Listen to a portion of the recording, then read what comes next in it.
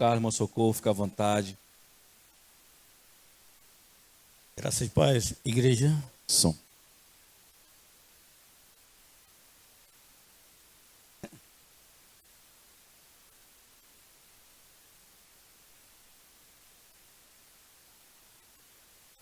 Nós nos sentimos honrados com a presença de todos vocês e pela oportunidade de podermos hoje aqui testemunhar do que aconteceu durante aqueles dias difíceis que nós passamos lá no... Começou em casa, né?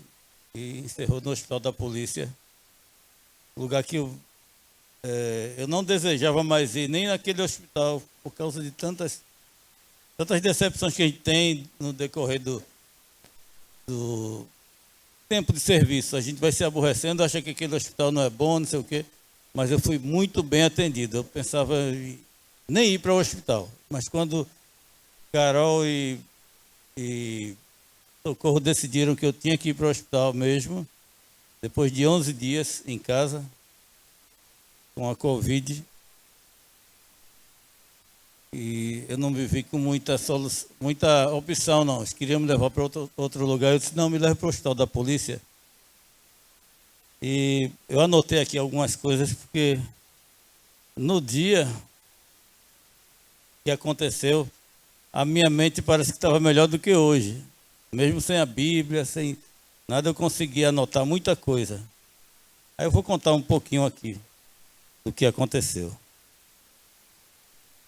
Eu fui socorrido no dia 24 de 11 de 2020. A gente esperava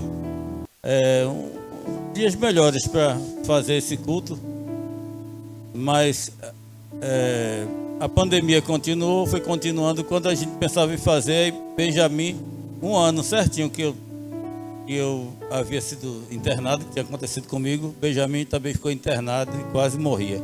E o caso dele talvez tenha sido mais grave do que o meu.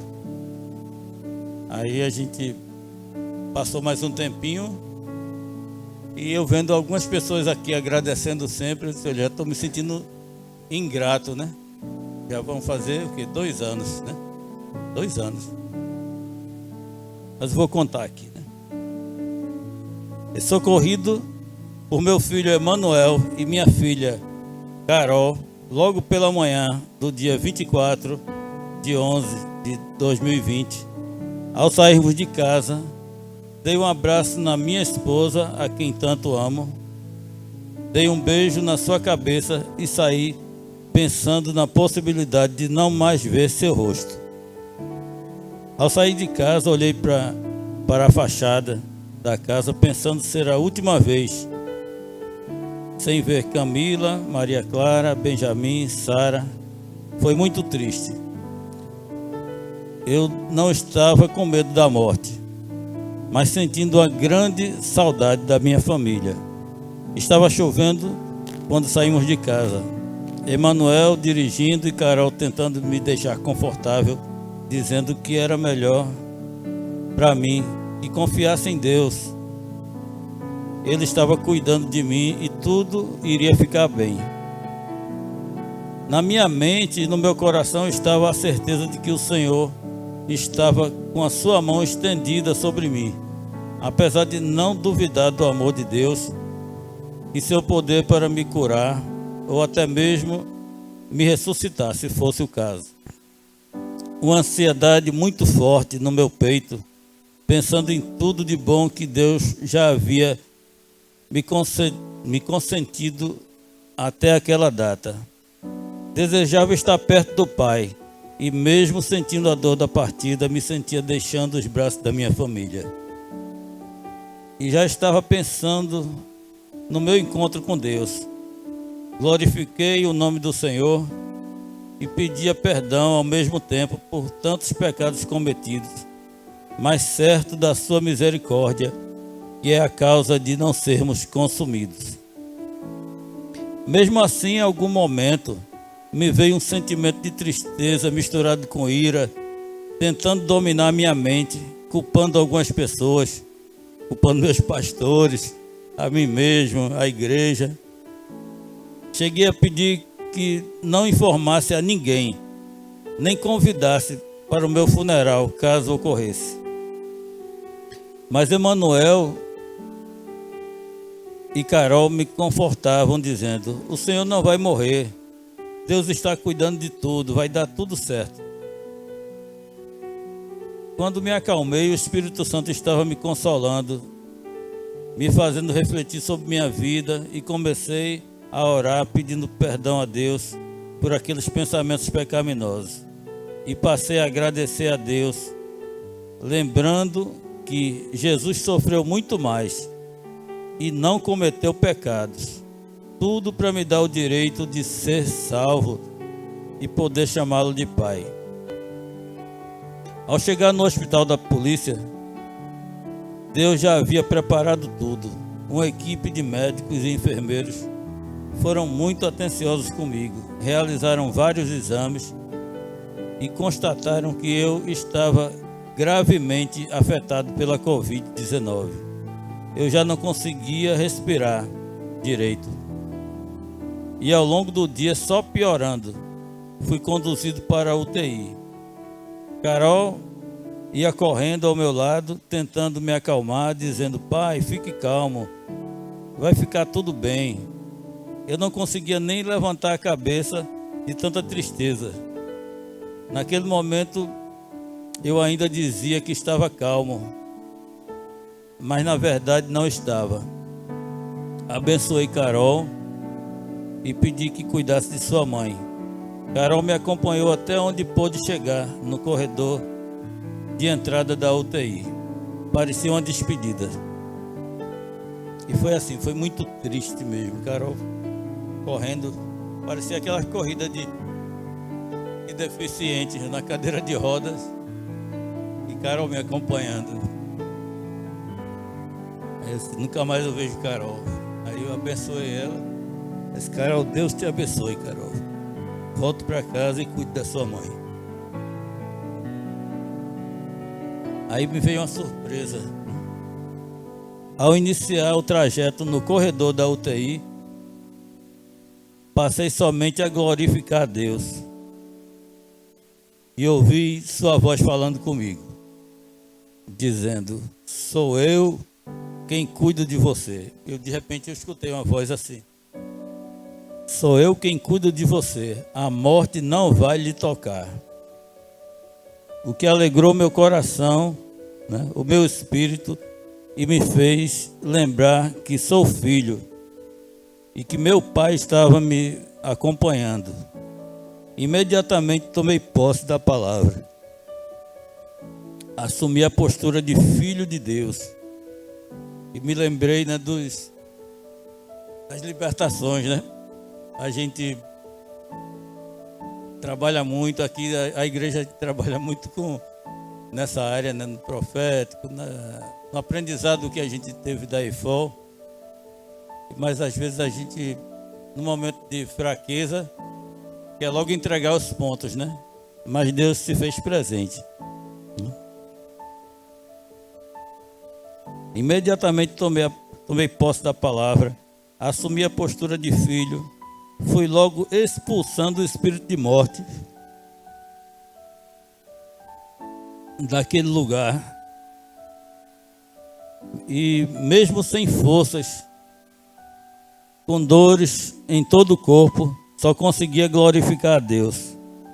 E fiz um pedido especial ao Senhor: que se tivesse que morrer alguém naquela UTI, que fosse eu, depois que testemunhasse do seu amor e da sua palavra a todas aquelas pessoas, enfermeiros, né? A todas aquelas pessoas. As enfermeiras não conseguiam colocar o acesso. Minha veia estourava e percebi a dificuldade até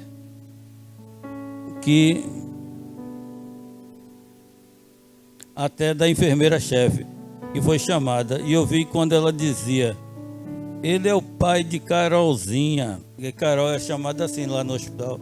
Carol já havia trabalhado lá e algumas pessoas ainda conheciam ela. Esse ele é o pai de Carolzinha. E a enfermeira disse: não, mas a gente já tentou, já fez tudo aqui, né?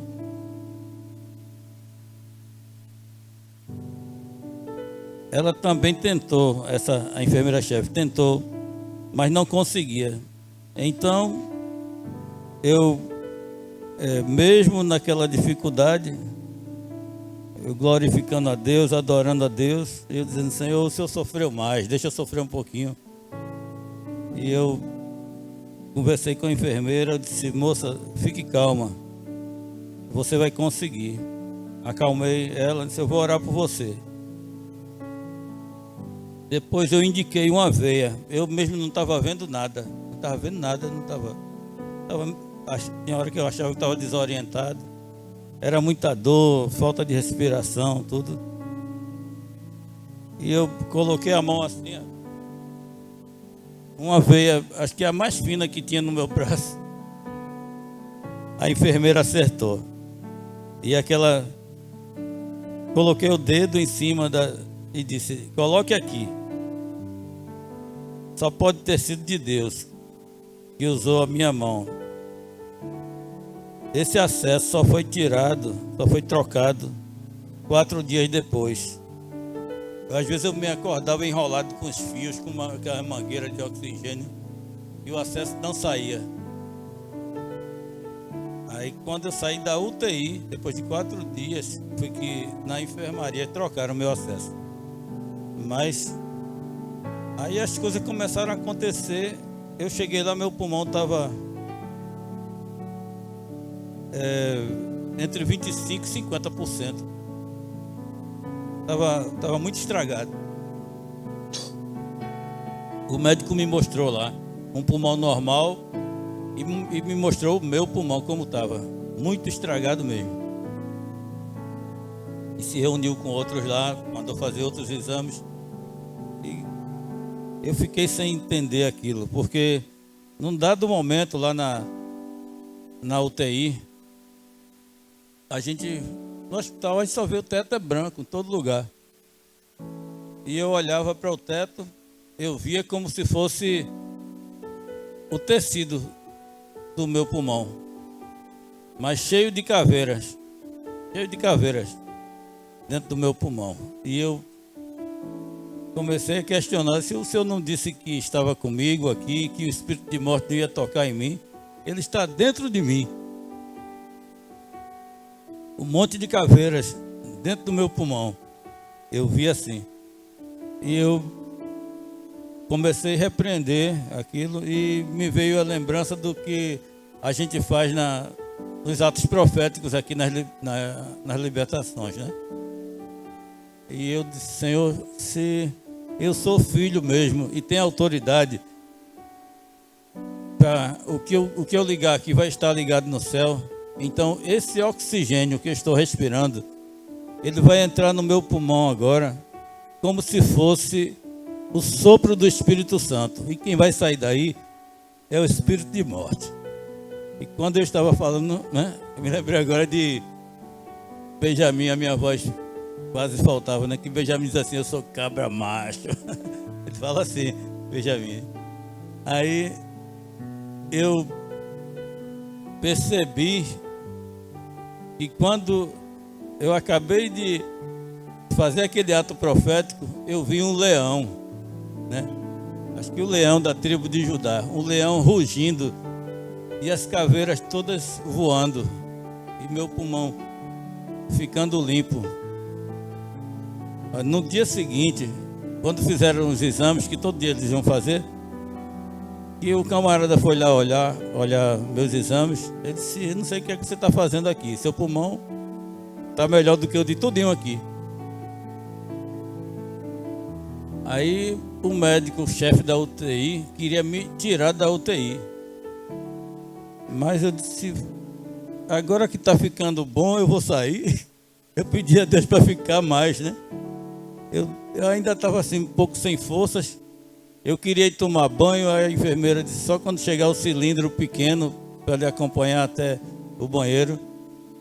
Aí chegou um cilindro, me levaram para lá. Aí eu fui tomar banho, quando eu me levantei, ia caindo, ia desmaiando, só porque eu tentei fazer um esforço. Aí a enfermeira correu, me enxugou e colocou uma fralda em mim. Colocou uma fralda em mim, né? Eu anotei aqui. E na mesma hora que ela colocou a fralda, que eu saí, eu vi uma voz de novo falando comigo e dizendo assim: bebezão, eu quero você assim. Eu até pedi ao pastor autorização para pregar de fraldas, né? E ele autorizou. Teve gente que disse que ele era mais doido do que eu. Aí eu preparei, a fralda está lá em casa. Depois me desestimularam. Ficou todo mundo dizendo de fralda não. Ainda me preparei, bati a foto. Esse pastor assim, o pastor não podia descer. Ele disse, não, melhor não. Ele mudou de ideia. Mas eu estava disposto a pregar de fraldas, porque foi assim que eu fiquei lá. Eu não tinha minha Bíblia, não tinha nenhum papel para fazer nenhuma anotação. E eu só de fraldas. Todo mundo agasalhado, eu não sentia calor. Só podia ser Deus me aquecendo. Porque eu não sentia frio na UTI. Eu ficava de fraldas. Daquele dia, da hora que me colocaram a fralda, pronto. Eu fiquei lá, quando as forças foram melhorando, né? Eu passei a ficar numa cadeira. Eu ficava o dia todinho pregando o evangelho lá. E orando, eu comecei a memorizar o nome das pessoas. Já quando eu me acordava, eu já ia chamando as pessoas pelo nome, os pacientes, dizendo que amava eles com o amor de Cristo, mas que Jesus amava muito mais e que tinha me colocado ali para isso. E eu ali, sem Bíblia, comecei a sobreviver da minha reserva, né? O bom é a gente ler a palavra, né? A gente lê, meditar. E eu passei aqueles dias, enquanto não chegou minha Bíblia, nunca me faltou a palavra. Algumas vezes eu já ouvi a Yasser, a pastora lembrou disso, que quando eu saí do hospital, aí eu convidei o pastor foi lá com a família, eu pedi perdão a ele também, porque durante aquele momento eu me irritei com todo mundo, até comigo. Eu pensando que ia morrer e já não queria que falasse mais para ninguém, querendo culpar todo mundo. Mas era um propósito de Deus, eu chegar naquele hospital. E o que eu pedi a ele, que não me tirasse dali enquanto eu não anunciasse o evangelho para aquelas pessoas. E foi melhorando, e o médico querendo me tirar da UTI, eu disse, doutor, deixa eu ficar mais, agora que está ficando bom, deixa eu ficar mais um pouquinho. E alguns pacientes já se acordavam gritando, me pedindo para orar.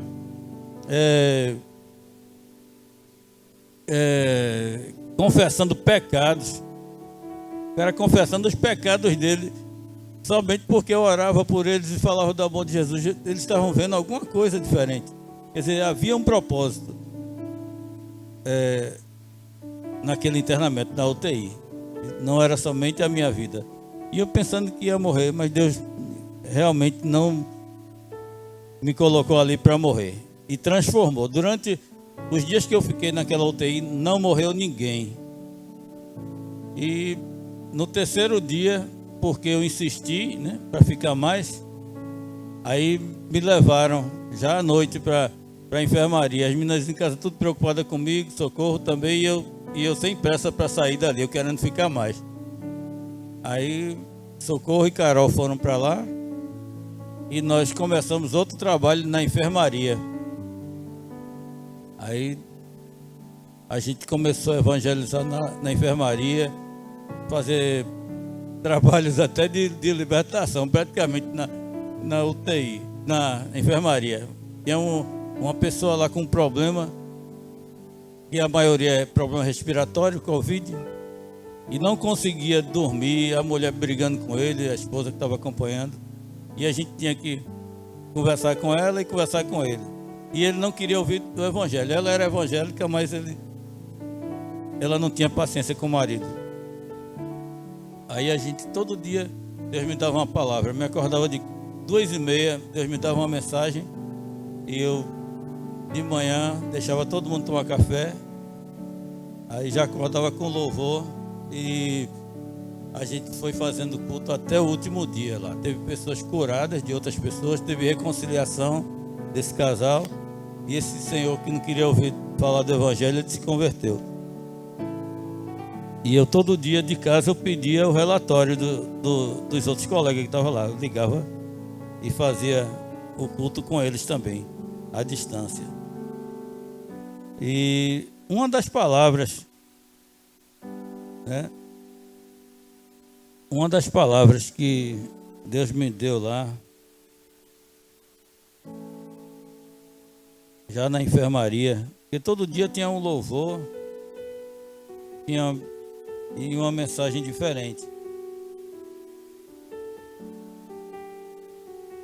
Falando aqui em Isaías 61:3, que ele fala de carvalho de justiça. Tem até uma música, né? E me veio essa palavra. Aí eu fui procurar a música, uma música muito bonita. Aí eu fui ver o que é um carvalho de justiça, né? Um carvalho, né? A árvore é uma árvore muito bonita, frondosa, né? Carvalho é uma árvore que durante as tempestades se torna cada vez mais resistente.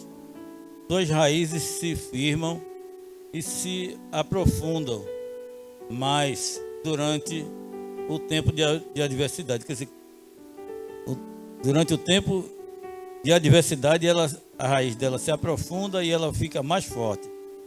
Aí Paulo fala no capítulo, em 2 Coríntios, capítulo 5 e 21, ele afirma: aquele que não conheceu o pecado, ele o fez pecado por nós, para que nele fôssemos feitos justiça de Deus. Então, hoje, aqueles que aceitaram a semente de Deus, que é Jesus, são justificados pela obra da cruz, nos conferindo a condição de justos. Jesus nos fala em João 16:33 que no mundo teremos aflições, mas que devemos ter bom ânimo, pois ele venceu o mundo. E às vezes qualquer dorzinha a gente começa a murmurar, como até eu já estava fazendo, né? Carol, não diga para ninguém. Se eu morrer, morri. Mas não é assim. Jesus nos fala, né, que no mundo teremos aflições, mas devemos ter bom ânimo. Portanto, Jesus, ao falar tenha fé, estava dizendo: chame Deus para o seu problema, porque Ele tem solução para todas as situações adversas. E ao dizer tenha coragem, estava, em outras palavras, dizendo: acredite, persevere. João diz, em 1 João 5:4, ele nos diz que a vitória que vence o mundo é a nossa fé. Isso nos mostra que as tempestades virão, coisas ao nosso redor irão acontecer, mas como carvalhos firmados na rocha, não vamos cair. Podemos até balançar, mas nada vai nos impedir de darmos frutos. Fomos feitos para não nos curvarmos diante das circunstâncias, mas sim diante do nosso Senhor. Atentando para Isaías 61:3, no final do versículo, ele diz que seríamos plantados pelo Senhor para a sua glória. Isso nos fala de vocação e perseverança, ou seja, se nos dispusermos a cumprir o propósito designado por Ele para nós e nos mantivermos nele, firmados em sua graça, sempre constantes, sempre firmes, perseverantes, sem desfalecer na fé, a glória do Senhor será manifesta por meio de nós, para que o mundo veja o que Deus, a quem pertencemos e servimos. Portanto, seja um carvalho plantado pelo Senhor, resistente às circunstâncias, e se mantenha na justiça. E Ele lhe concedeu, cumprindo o seu propósito para manifestar a glória daquele aqui na terra. Então, eu, assim, eu pensava, né, que ia ficar com medo da morte. Mas até um certo momento, nos dias que a situação foi se complicando, eu não estava com medo, eu estava sentindo saudade. Depois disso, depois que eu saí do hospital, ainda teve algumas complicações. Meu coração, batimento cardíaco começou a oscilar e teve um dia que, aliás, teve uma noite que eu passei a noite pensando que o coração ia parar. Aí eu só conseguia glorificar a Deus. Eu passei a noite toda dançando, cantando, adorando a Deus. E de manhã, Socorro, reúne a família, reúne aí as meninas aí. Eu não quero mais ir para o hospital. E se Jesus quiser me levar, eu quero ir hoje. Tá certo? Vai ficar tudo bem. Mas aí ainda não foi o momento, né? Era o que Deus queria, né? Queria, não sei, talvez provar minha fé, não sei. Eu sei que hoje eu estou sentindo, os batimentos cardíacos estão melhorando, eu voltei minhas caminhadas, atividades físicas, até estrovenga, que eu não conseguia limpar mato, estou limpando mato de estrovenga, lá perto de casa. Então, assim, eu só tenho a agradecer a Deus e, assim, o que eu puder fazer para ajudar, para compartilhar com as coisas do reino, eu vou estar sempre disponível. E Socorro está aqui, né? Socorro já foi em outra época, o coração dela parou 2 vezes e Deus ressuscitou, né? Nós oramos e Deus ressuscitou. Então, assim, eu não tenho mais, assim, nada que reclamar dessa vida, nem de Deus, é só agradecer. E a igreja, porque tem sido tolerante comigo, tem sido paciente, tem me ajudado em oração. Eu agradeço muito aos meus pastores também. E é um privilégio estar aqui e eu agradeço a presença de todos vocês. Em nome de Jesus.